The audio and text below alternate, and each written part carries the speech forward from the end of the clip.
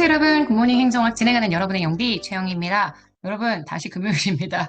맨날 불금이 오는 것 같아요. 그죠? 26일차 영상이고요. 동기이론 어저께 했었던 내용이론 있었으니 오늘은 과정이론에 관련된 내용으로. 하지만 어제 내용이론도 그렇지만 오늘 과정이론도 내용이론과 과정이론이 막 섞여 있기 때문에 그거 전체적인 한번 정리하는 내용으로 진행을 하려고 하고요. 요거 하고 난 다음에 우리 이제 갈등이나 권력이나 조직 문화나 조직 행동론의 본격적인 내용들 다 들어갑니다. 자, 73번이에요. 동기 이론 중 과정 이론에 해당하는 것. 일단 동기부여의 강도를 산정하는 개념으로 밸런스, 인스트루멘탈리티, 그 다음 익스펜턴시라고 얘기하는 기대감, 유인가, 수단성, 기대감 세 가지를 제시한 이론은 VIE 기대 이론입니다. 블룸의 이론이죠. 전형적인 과정 이론이고요.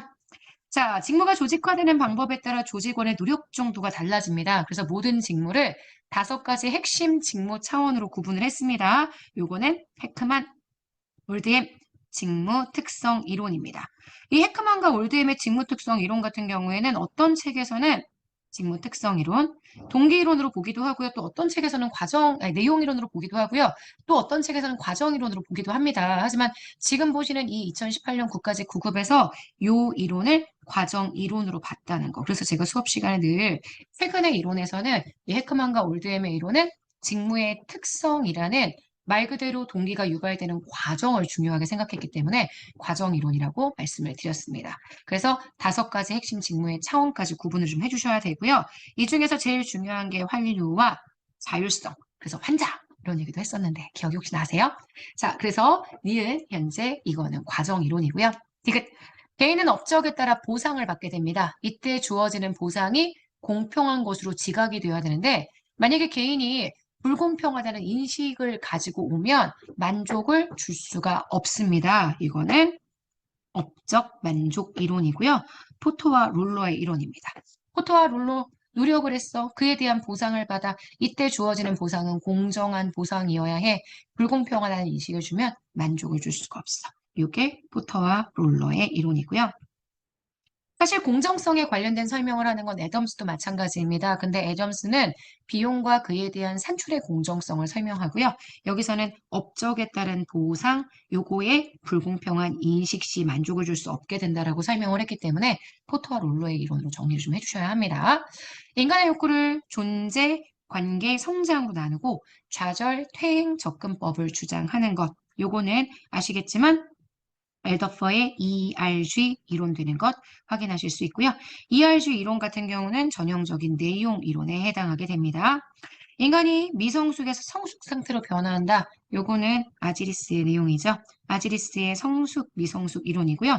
요거 역시 내용 이론입니다. 그래서 과정 이론을 가지고 설명을 해주게 되면 지금 보시는 현재 요거, 그 다음 요거, 그 다음 요거 3개 기억, 니은, 디귿 1번 되는 것 확인하실 수 있습니다. 자, 그 다음 74번 갈등으로 들어가도록 하겠습니다. 갈등 자체가 워낙 중요한 주제죠. 그리고 최근에 조금 언급되고 있기 때문에 잘 보셔야 합니다. 갈등은 갈등을 바라보는 관점, 그 다음 갈등의 단계, 갈등의 해소 방법 3가지가 다 되어야 되고요. 자, 일단 74번 조직 내 갈등에 대한 설명으로 옳지 않은 것. 과업 내의 상호 의존성이 높다면 지금 당장 갈등은 발생하지 않는다고 하더라도 갈등의 초기 상태, 잠재적 갈등 상태는 나타날 수 있습니다. 아시겠지만 폰디라는 학자는 잠재적 갈등, 요거부터 갈등의 단계라고 생각을 하고요. 그 다음 갈등이 외부적으로 발생하게 되면 그걸 지각된 갈등이라고 얘기를 하죠. 아직 완벽하게 밖으로 나온 갈등은 아니지만 상호 의존성이 높다면 충분히 잠재적 갈등 상황이 나타날 수 있습니다. 고전적 관점에서의 갈등은 조직의 효과성에 부정적인 영향을 끼친다. 고전적 관점은 인간관계론이죠. 갈등에 대한 고전적 관점은 인간관계론에서 시작이 되고요. 갈등이 조직에 굉장히 부정적인 영향을 끼치는 요소, 그래서 반드시 해소해야 하는 요소라고 가정을 해주게 됩니다. 그래서 이거 맞는 선지고요. 의사소통 과정에서 정보가 너무 많아도 갈등이 유발될 수 있는 가능성이 있습니다. 자, 진행 단계별로 분류가 될 때 지각된 갈등은 갈등이 야기될 수 있는 상황이나 조건 아니에요. 갈등이 야기될 수 있는 상황이나 조건은 우리 잠재적 갈등이죠. 아직 바깥으로 나타나지 않았습니다. 그래서 지각된 갈등, 인지된 갈등 같은 표현인데 인지된 갈등이 아니라 요건 잠재적 갈등으로 내용 봐주셔야 되기 때문에 요게 틀린 선지. 정답이 되는 건 그래서 4번 되는 거 보실 수 있습니다. 자, 저희는 75번 또 들어가도록 할게요. 2021년 지방직 7급에서 출제가 됐었던 홉스테드의 문화차원입니다. 주로 홉스테드의 문화차원은 우리나라의 행정문화 설명하는 내용의 학자들로 많이 구분을 하시는데 이 문제는 2021년 지방직 7급인데 홉스테드가 문화를 구분했던 여러 가지 방법들, 요걸 정확하게 알고 있는지 물어봅니다. 홉스테드는 만약에 문화가 불확실성을 회피하려는 정도가 강하다고 얘기를 한다면 공식적인 규정을 만들어서 상황을 최대한 통제하려고 한다라고 얘기했고요. 홉스테드는 우리나라가 집단주의가 강한 문화라고 얘기를 했죠. 주로 개인주의가 강한 문화보다 상대적으로 개인 간의 관계를 더욱더 강하게 생각했기 때문에 여기가 틀린 선지가 되겠네요. 그래서 정답이 되는 거 2번이고요.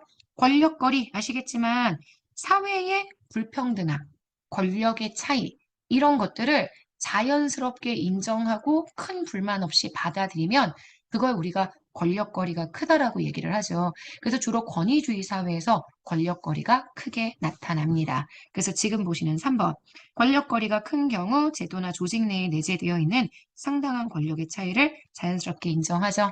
4번 남성성이 강한 문화와 여성성이 강한 문화 상대적으로 좀 더 진취적이고 목표지향적이고 남성과 여성의 차이를 분명하게 인정하려고 하는 업적 중심의 문화들 남성성이 강하다고 얘기합니다. 인간적인 요소들이 좀 많고 좀 배려를 해주는 그러한 문화들이 여성성이 강한 문화라고 홉스테드는 분류를 했습니다. 그래서 4번 이것도 맞는 선지가 됩니다.